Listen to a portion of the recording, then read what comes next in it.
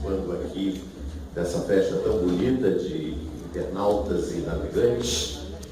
Eu me considero hoje nada mais do que um provedor de conteúdo na internet e considerei tão grave essa minha responsabilidade aqui essa noite que preparei uma de mal traçadas linhas para compartilhar com vocês e espero ser de alguma utilidade. Eu queria, antes de mais nada, invocar aqui o nome de um grande herói brasileiro que, lamentavelmente, não é uma figura muito conhecida.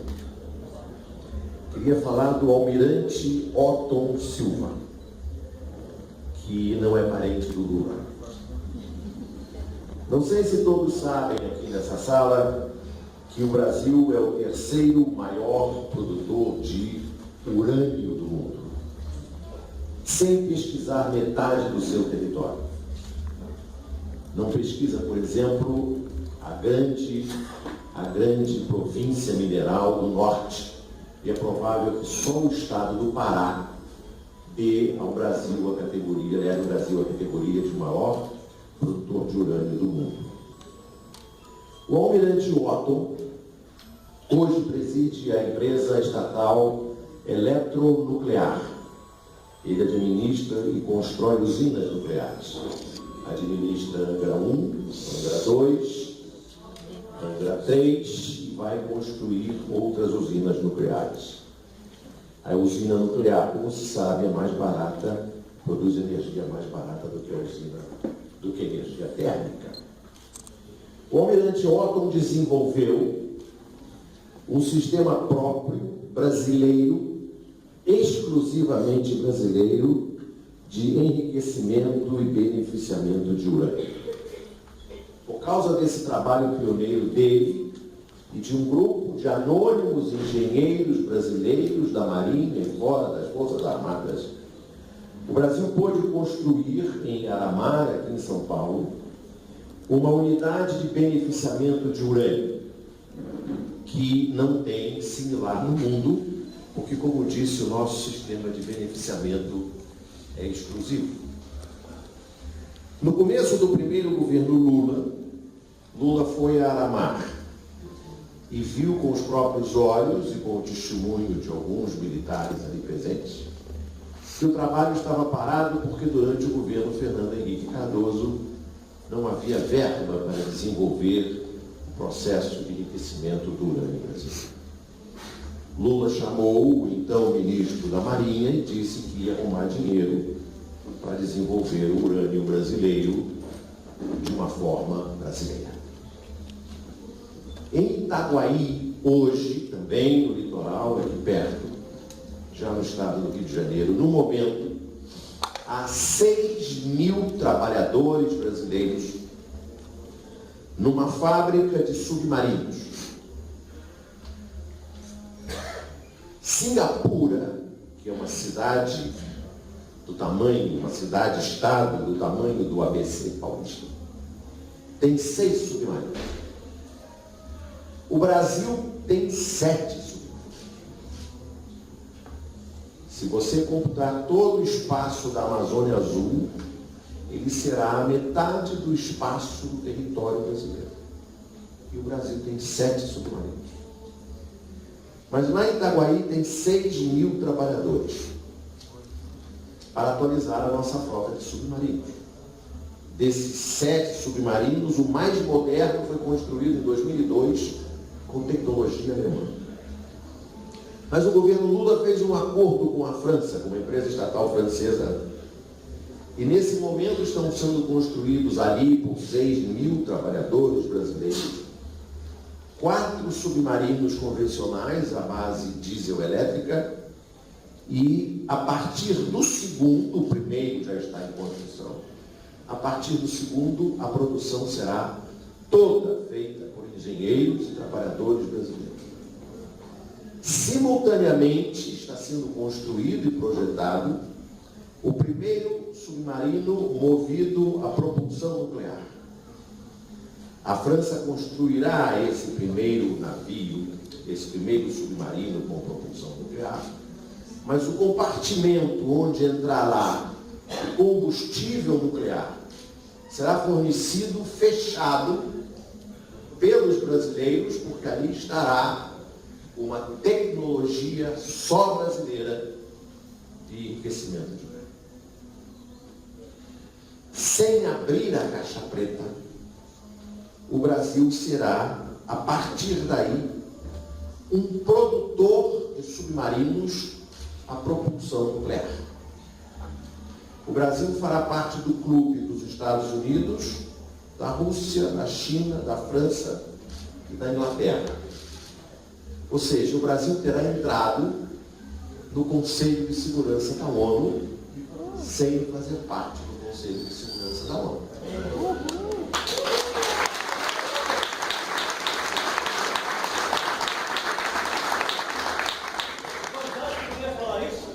Isso tudo tem a ver com o pré-sal. Porque, como vocês sabem, o Brasil conseguiu manter a sua soberania até o limite das 200 milhas, e é possível que a quarta frota americana, que foi reconstruída para ficar operando entre a costa do Brasil e a costa da África, já que se supõe que a estrutura do pré-sal saia do Brasil e chegue à costa da África. É possível que exista a figura do canudinho. Você chega na milha 201, enfia o canudinho e lá por baixo você puxa o petróleo que está aqui.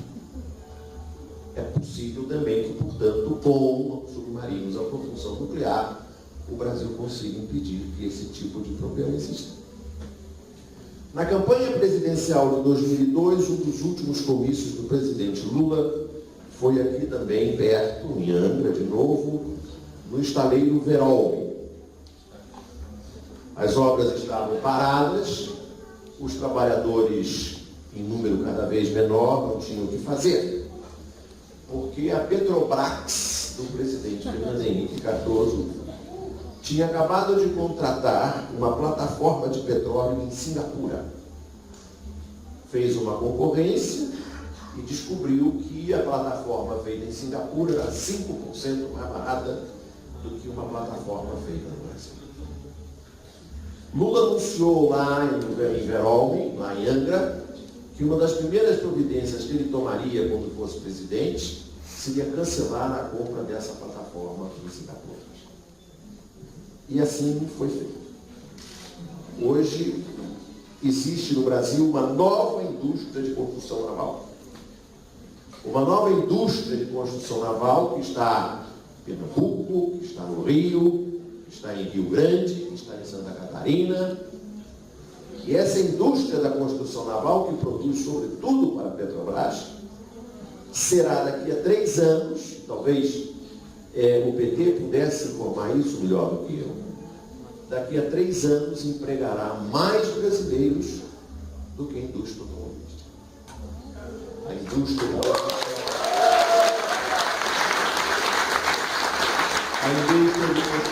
naval e a indústria de nave e peças.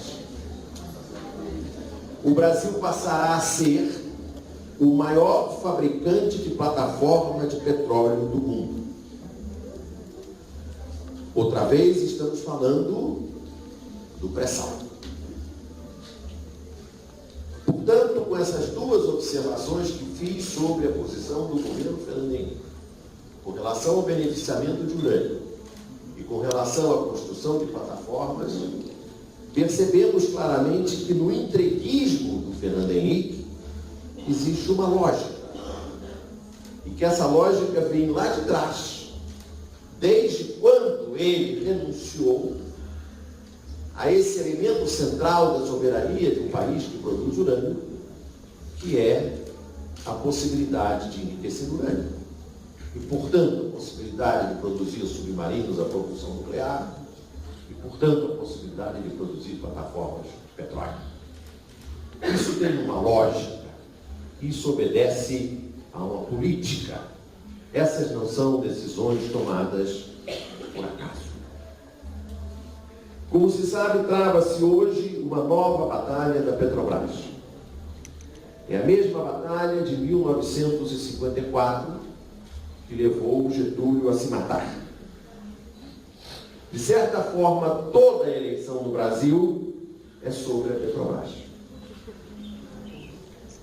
O FHC não queria enriquecer o urânio porque ele também renunciou à possibilidade de o Brasil ser um protagonista na questão dos armamentos nucleares, e ele rompeu uma tradição da diplomacia brasileira que vinha desde os tempos do presidente João Goulart, que era não assinar o Tratado de Não Proliferação das Armas Nucleares, porque isso significava uma discriminação de países subdesenvolvidos, e o Brasil não queria ser discriminado.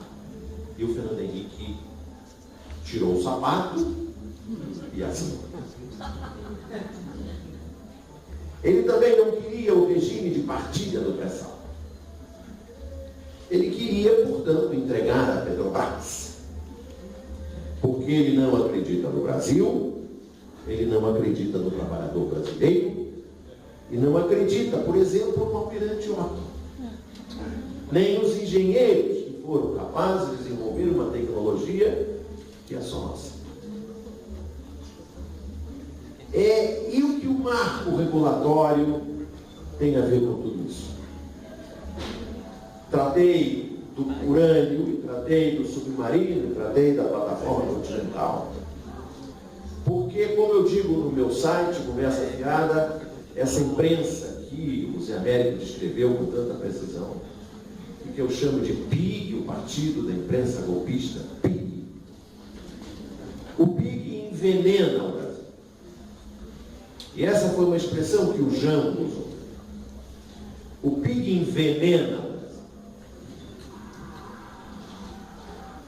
O Fernando Henrique Cardoso não tem um voto. Eu defendo no meu blog que ele não existe. Ele é uma espécime da zoologia fantástica do grande escritor.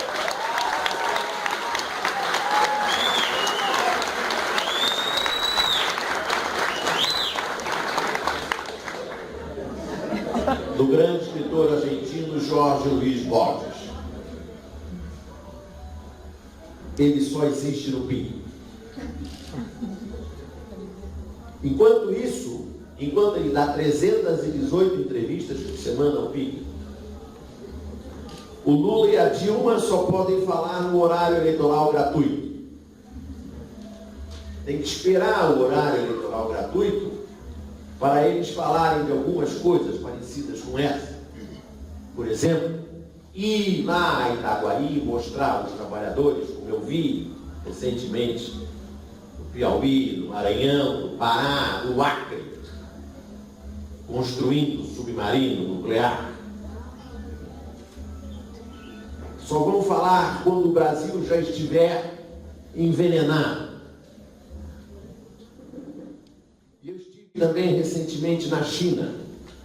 Como se sabe, é um regime comunista, um regime fechado, uma ditadura com censura impressa. Passei 2 semanas lá para ver como é que funciona o que o Deng Xiaoping chamou de socialismo com características chinesas. No dia que eu cheguei a Beijing, assisti a televisão, assisti a BBC, e de repente entrou uma reportagem sobre uma manifestação contra o governo na Praça da Paz Celestial. Imediatamente a tela ficou preta durante alguns minutos. E alguns minutos depois o programa da BBC continuou normalmente. E eu me dei conta de que estava no regime com censura impressa.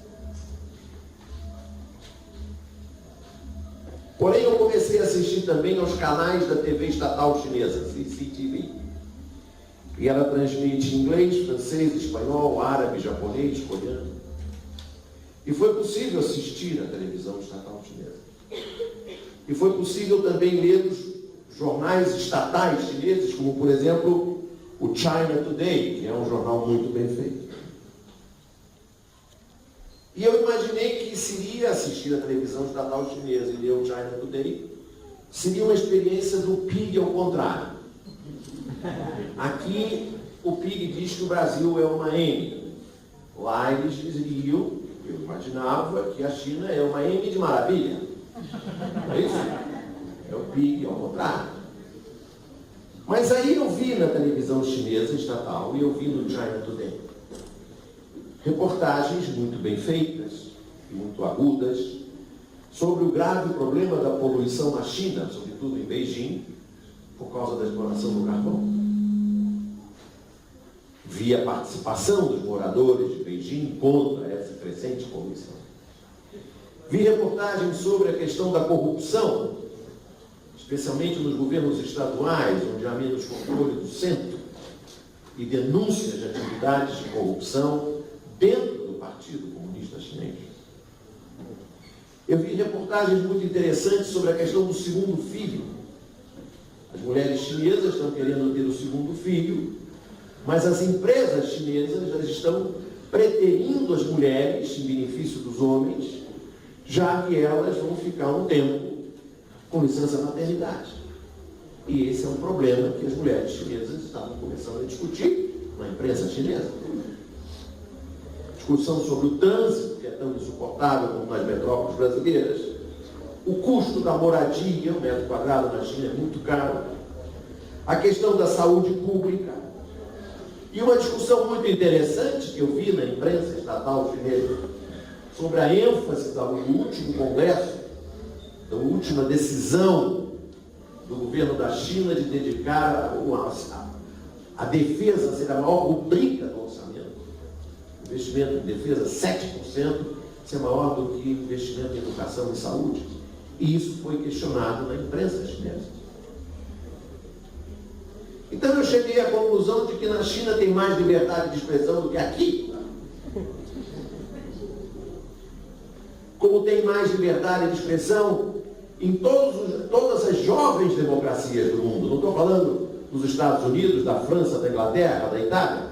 Estou falando de democracias jovens, recentes, como a Argentina, o Uruguai, o Chile, o México, Portugal e Espanha.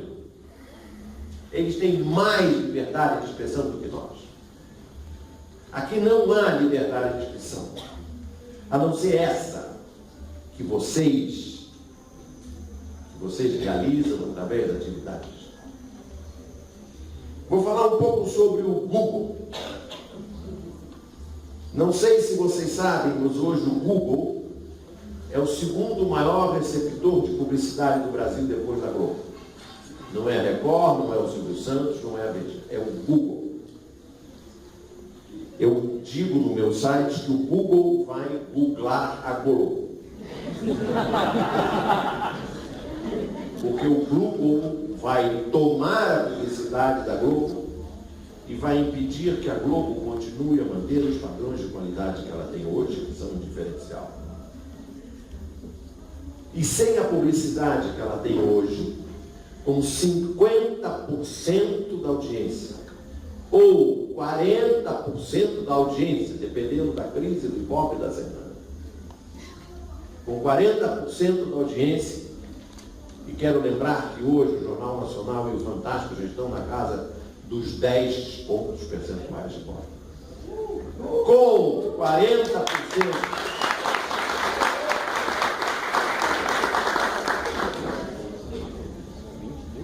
da audiência, a Globo fica com 75%, 80% da verba destinada à publicidade. Por quê?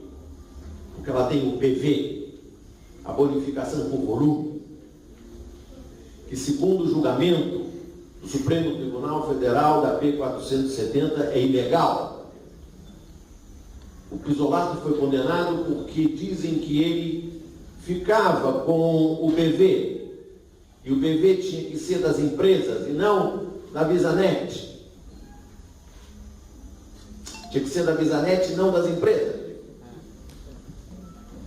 E a Globo pode entregar o PV dela para as agências de publicidade, isso não é ilegal. Não é ilegal. Para o PT é ilegal. Para a Globo não é ilegal. O PV da Globo é santo, é virgem.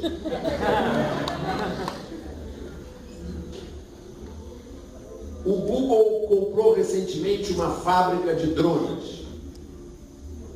Comprou uma fábrica de drones para acoplar a balões e levar o sinal da internet a áreas distantes do mundo. O Google vai universalizar, massificar o acesso à internet e ao seu buscador. E com isso vai se tornar uma fonte de publicidade irresistível. Portanto, uma nova lei de meios, uma nova proposta de marco regulatório, essa que o Zé Américo mencionou, tem que contemplar, tem que digerir o novo papel do Google, do Yahoo, do Facebook e de todos esses novos mecanismos de comunicação. Tem que ir além da Globo, porque ela não vai aguentar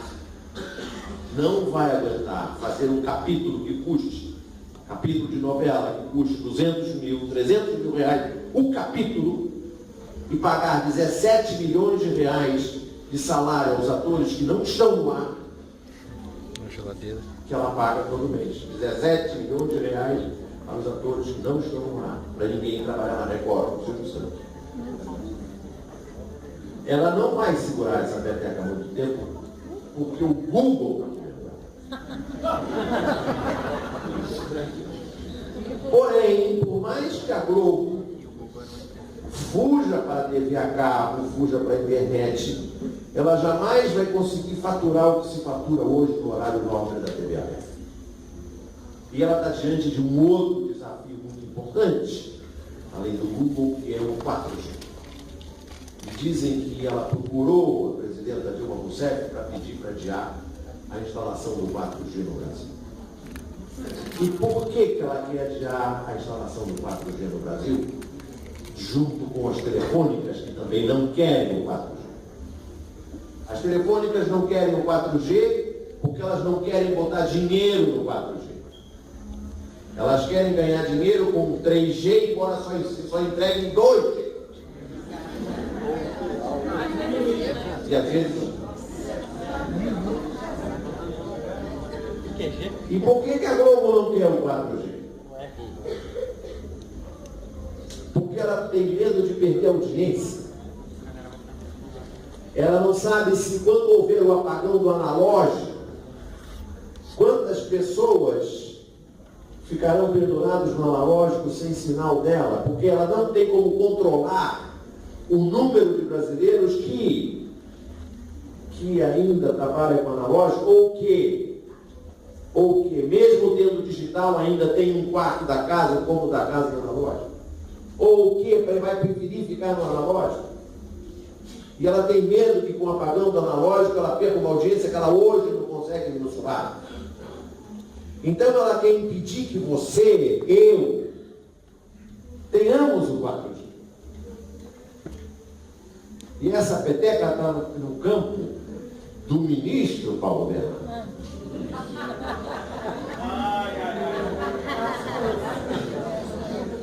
Sem comentários, sem comentários.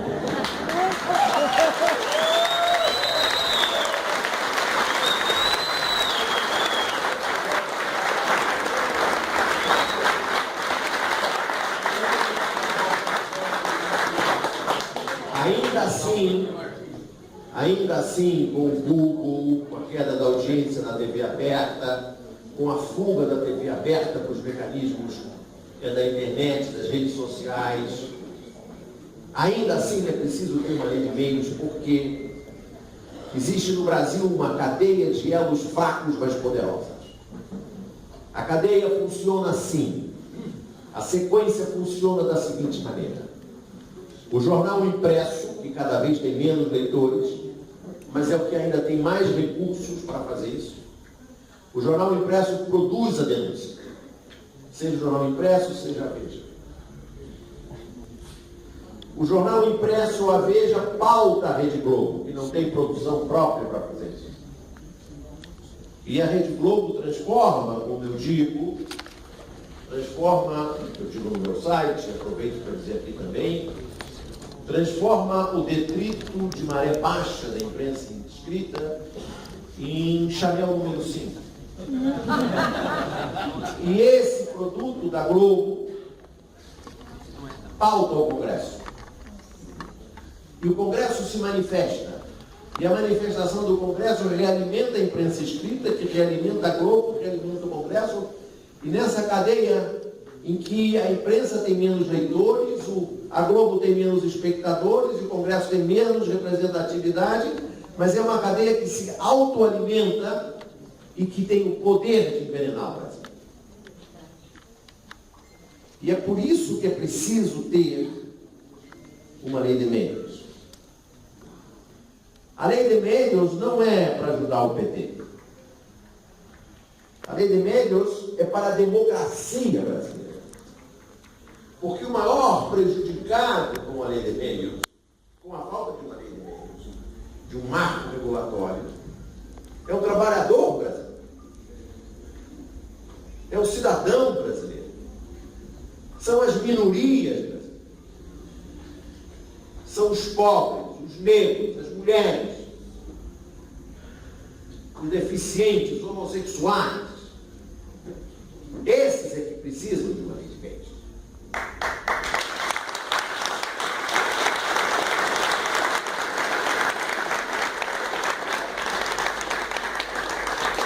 E como observou o Zé Américo, eu faço minhas as palavras dele, o PT deve sim uma lei de meios ao Brasil. Muito bem.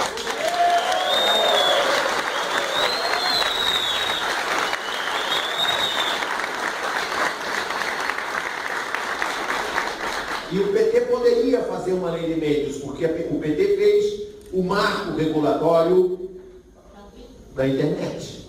Vamos fazer ano que vem. O PT fez o marco civil da internet. Foi o Colombo que fez. E o PT tem um Franklin, que está aqui amanhã e que tem dito incansavelmente que a lei, como disse o Zé Américo, a lei de meios do PT, é apenas para cumprir a Constituição. Cumprir a Constituição de 88. E esse é que é o trabalho. Para a gente saber quem foi o Almirante Otto. Para nós termos orgulho desses 6.000 trabalhadores que estão em Angra para defender o pré-sal. E ninguém sabe disso.